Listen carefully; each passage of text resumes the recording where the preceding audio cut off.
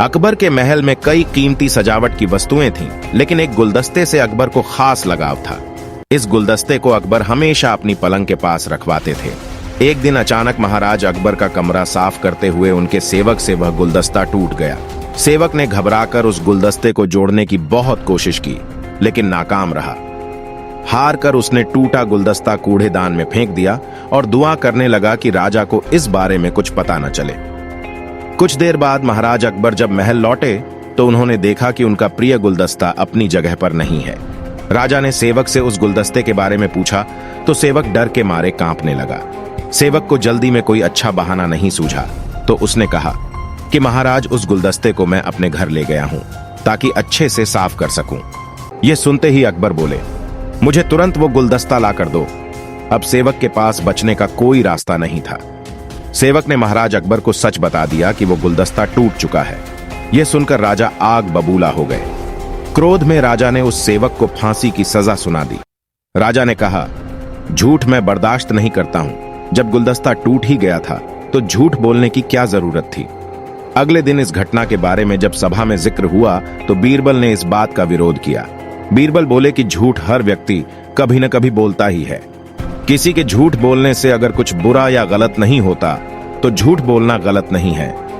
बीरबल के मुंह से ऐसे शब्द सुनकर अकबर उसी समय बीरबल पर भड़क गए।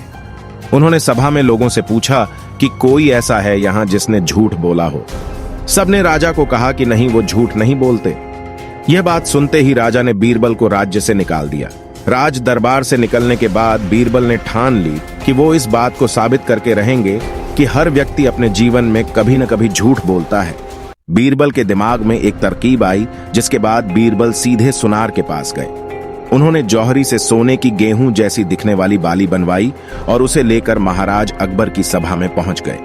अकबर ने जैसे ही बीरबल को सभा में देखा तो पूछा कि अब तुम यहां क्यों आए हो।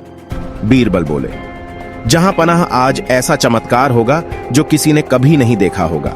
बस आपको मेरी पूरी बात सुननी होगी। राजा अकबर और सभी सभापतियों की जिज्ञासा बाज गई और राजा ने बीरबल को अपनी बात कहने की अनुमति दे दी।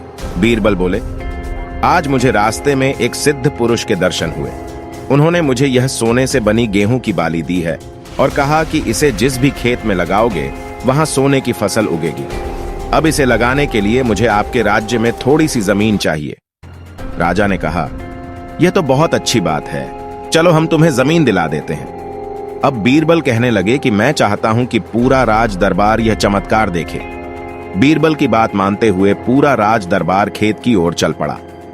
खेत में पहुंचकर बीरबल ने कहा कि इस सोने से बनी गेहूं की बाली से फसल तभी उगेगी जब इसे ऐसा व्यक्ति लगाए जिसने जीवन में कभी झूठ न बोला हो। बीरबल की बात सुनकर सभी राज दरबारी खामोश हो गए और कोई भी गेहूं की बाली लगाने के लिए तैयार नहीं हुआ।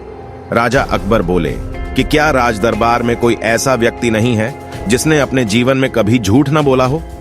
सभी खामोश थे। बीरबल बोले, जहां पनाह, अब आप ही इस बाली को खेत में रोप दीजिए। बीरबल की बात सुनकर महाराज का सिर झुक गया। उन्होंने कहा, बचपन में मैंने भी कई झूठ बोले हैं तो मैं इसे कैसे लगा सकता हूं। इतना कहते ही बादशाह अकबर को यह बात समझ आ गई कि बीरबल सही कह रहे थे कि इस दुनिया में कभी न कभी सभी झूठ बोलते हैं। इस बात का एहसास होते ही अकबर उस सेवक की फांसी की सजा को रोक देते हैं। कहानी से सीख, बिना सोचे समझे किसी को बड़ा दंड नहीं देना चाहिए। हर काम को सोच विचार कर ही किया जाना चाहिए। साथ ही एक छोटे से झूठ की वजह से किसी व्यक्ति का आकलन भी नहीं किया जाना चाहिए, क्योंकि कुछ परिस्थितियां ऐसी होती हैं कि लोग झूठ बोल देते हैं।